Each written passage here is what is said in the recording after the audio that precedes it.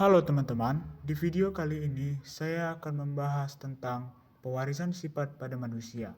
Saya Editya School, selamat menyaksikan. Gen. Gen terdiri dari DNA yang terikat pada protein. DNA berbentuk seperti benang halus yang panjang yang disebut dengan kromatin. Saat pembelahan sel, benang kromatin akan memadat menjadi kromosom. Kromosom berada di dalam inti sel tubuh. Manusia memiliki 46 kromosom di tiap inti sel tubuhnya. 44 kromosom merupakan kromosom tubuh atau autosom. Dua sisanya adalah kromosom kelamin atau gonosom yang menentukan jenis kelamin. Ketika terjadi pembuahan, sel sperma dari ayah dan sel telur dari ibu akan melebur. Saat inilah gen diwariskan oleh orang tua kepada anaknya.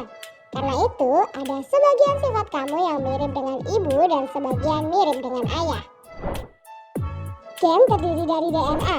DNA adalah dua rantai polinukleotida yang berpilin dan saling terikat satu sama lain. Struktur DNA ini dikenal dengan helix ganda atau double helix. Polinukleotida artinya gabungan dari banyak nukleotida. Tiap nukleotida terdiri dari gugus fosfat, gula deoksiribosa, dan basa nitrogen. Basa nitrogen ada dua jenis, yaitu purin dan pirimidin. Basa purin ada guanin dan adenin. Basa pirimidin ada timin dan sitosin. Basa adenin berpasangan dengan timin, sedangkan basa guanin berpasangan dengan sitosin. Selain DNA, ada juga yang disebut dengan RNA. RNA hanya terdiri dari satu rantai polinukleotida. Nukleotida pada RNA sedikit berbeda dengan DNA. Jenis gula pada RNA adalah gula ribosa, sedangkan basa pirimidinnya adalah urasil. Perbedaan DNA dan RNA lainnya adalah rantai RNA yang lebih pendek dan jumlahnya yang tidak tetap. Penelitian pertama tentang pewarisan sifat dilakukan oleh seorang ahli botani asal Austria bernama Gregor Mendel. Atas jasanya tersebut, Mendel dijuluki sebagai bapak genetika. Hukum Mendel 1 menyatakan bahwa pada saat pembentukan gamet terjadi pemisahan alel secara bebas. Mendel menyilangkan kacang ercis yang memiliki satu sifat beda, yaitu kacang ercis berbunga ungu dengan berbunga putih. Kedua tanaman ini disebut dengan parental atau induk. Warna ungu dan putih yang terlihat disebut dengan fenotip. Setiap fenotip dikendalikan oleh alel atau pasangan gen yang disebut dengan genotip. Warna ungu memiliki genotip U besar, sedangkan warna putih memiliki genotip U kecil. Huruf besar artinya gen bersifat kuat atau dominan. Huruf kecil artinya gen bersifat lemah atau resesif. Setiap induk akan menghasilkan gamet yang memisah secara bebas sesuai hukum Mendel 1. Kacang berbunga ungu menghasilkan gamet U besar, sedangkan kacang berbunga putih menghasilkan gamet U kecil. Ketika disilangkan, keturunan atau filialnya memiliki genotip U besar U kecil. Ketika gen dominan bertemu dengan gen resesif, gen dominan akan menutupi sifat gen resesif sehingga semua filial 1 akan berbunga ungu.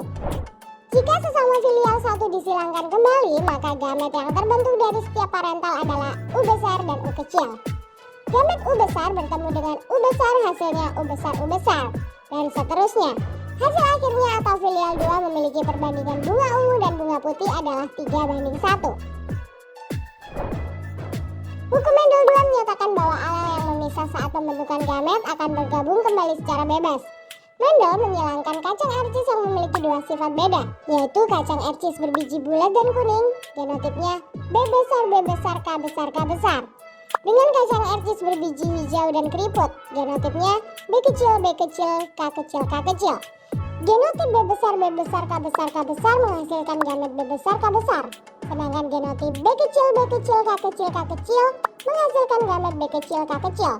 Ketika disilangkan, semua filial 1 menghasilkan genotip B besar, K kecil dengan fenotip berbiji bulat dan kuning. Lanjut di persilangan kedua antara sesama filial 1. Parental B besar, K kecil disilangkan dengan B besar, K kecil.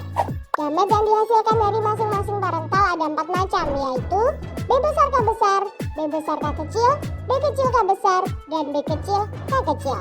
Ketika disilangkan, alel-alel tersebut akan bergabung secara bebas sesuai hukum Mendel 2. Contohnya, gamet B besar, K besar bertemu dengan B kecil, K kecil menjadi B besar, K besar, K kecil. Dan seterusnya sampai semua kotak penuh. Sehingga dihasilkan perbandingan filial 2 adalah 9 bulat kuning dibanding 3 bulat hijau, dibanding 3 keriput kuning, dibanding 1 keriput hijau. Gen bukan hanya mewariskan sifat, tetapi juga bisa mewariskan kelainan atau penyakit. Contohnya orang yang mengalami kelainan albino karena tidak adanya pigmen melanin. Hal ini menyebabkan kulit, rambut, sampai alis mereka berwarna putih.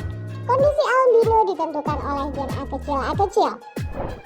Contoh lainnya adalah kelainan buta warna yang ditentukan oleh gen C kecil B kecil yang terikat pada kromosom X. Penderita buta warna sebagian tidak dapat melihat warna tertentu, sedangkan penderita buta warna total tidak bisa melihat warna sama sekali. Bagaimana? Sudah makin paham ya mengapa kita semua berbeda-beda dan mengapa kita mirip dengan orang tua kita.